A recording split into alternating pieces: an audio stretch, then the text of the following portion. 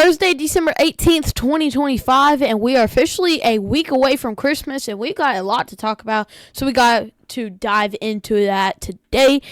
We did have 117 mile per hour winds on our northwest side of the country. It was a crazy storm, and we are still going to see flash flooding from that, so we got a lot to talk about for today.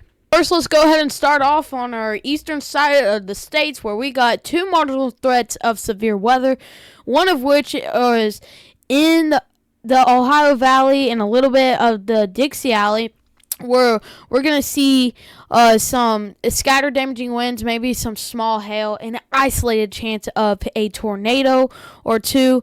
That's the main thing that we are going to see. In North Carolina, we have a small marginal threat for some damaging winds, and maybe an isolated tornado would be possible with it. Day 2 outlook, we just got a threat of some scattered thunderstorms on our east side of the country. On our day 3 outlook, it is only going to be in the northwest. Now let's look at that tornado threat. We only got two places that we're going to see tornadoes. One of which is going to be in Alabama and Mississippi. Another one is going to be in North Carolina. These are two places that we could see an isolated tornado with it. And if there was a tornado, it wouldn't be down for a long time, though. We got some damaging winds with these two marginal threats of severe weather. One of which is in North Carolina, obviously, and then one of which is in the Ohio Valley, Dixie Alley, and Midwest. We actually have no chances of hail, but there might be a storm with an isolated, small chance of seeing some tiny hail, though. Now let's take a look at our west side of the country, where in our northwest we got a chance of a slight risk of excessive rainfall. This is going to lead to 5 inches of rain, and this is going to be a crazy situation where we've already seen devastating flooding before, and this is just going to happen again, and this is just not going to be good. It's going to be from Washington, almost in, I believe that is almost Seattle. Yes, almost Seattle, and then down into the north part of California. Let's look at our day 2 outlook, where we have a chance of it just a little bit more south.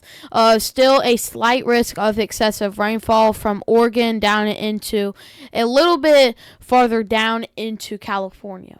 In our day 3 outlook, we only got a marginal threat, and it goes even further down into San Francisco. Now let's look at the big thing that we're going to be talking about for quite some time. On our 6 to 10 day outlook, we got a big ridge setting into our middle parts of the country. It is really going to be hot in Texas, way above average for this time of the year. It is going to be warm out there.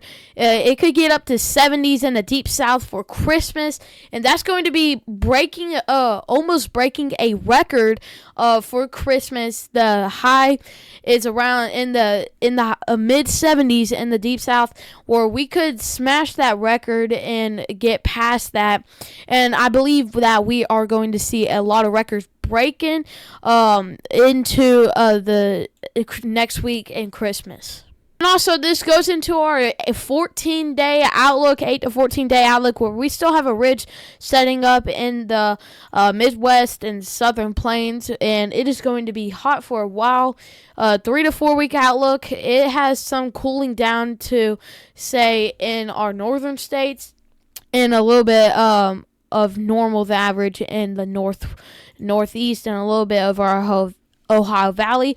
But for the majority of the country, it is going to be hot for quite some time in the 70s. So that is going to be breaking records.